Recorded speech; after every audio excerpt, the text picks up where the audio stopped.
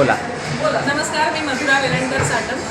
ज्या वेळेला मी सोलापूरला येते त्यावेळेला काही गोष्टी माझ्या ठरलेल्या असतात. एक तर माझं कुठेतरी हे माहेर आहे, कारण माझ्या आत्या राहतात इथे. दुसरी गोष्ट म्हणजे भावासारखा असं एक कुटुंब इकडे आहे की जिथे मी हक्काने कधीही येते आणि पोटभर घेऊन जाते. ते म्हणजे इंगळे कुटुंब.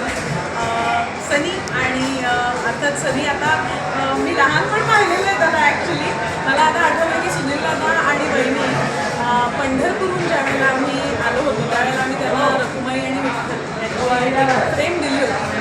आणि ते दोघं खरंच तसेच आहेत. अतिशय सोजवळ, साधे, प्रेमळ आणि दरवेळेला प्रेमाने खाऊ घालतात. आणि त्यामुळे मी कधीही आले, कुणालाही घेऊन आले तरी मी एक जेवण नक्कीच निसर्गामध्ये करते. आणि आज मी निसर्गाचं एक नवीन रूपही बघते.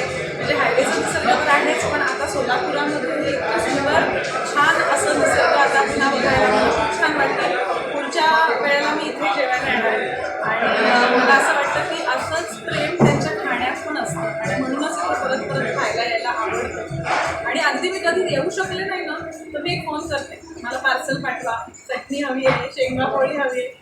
अगदी प्रेमाने माझ्यापर्यंत ते पोहोचतं. त्यामुळे मला असं वाटतं की हे अनेक वर्षाचे ऋणानुबंध आहे आणि ते दोन्हीकडनं आम्ही जपलेले आहेत. त्यामुळे खरं तर दरवेळेला निसर्गाला यावंसं वाटतं, खावंसं वाटतं. आणि मला खात्री आहे तुम्हीही कधी यालात तर हायवेला पुण्याहून सोलापूरला येताना निसर्गाला जायला विसरू नका.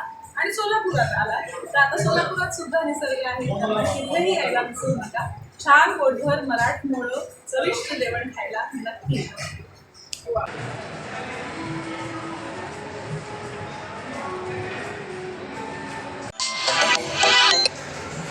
तुमचाच फोन.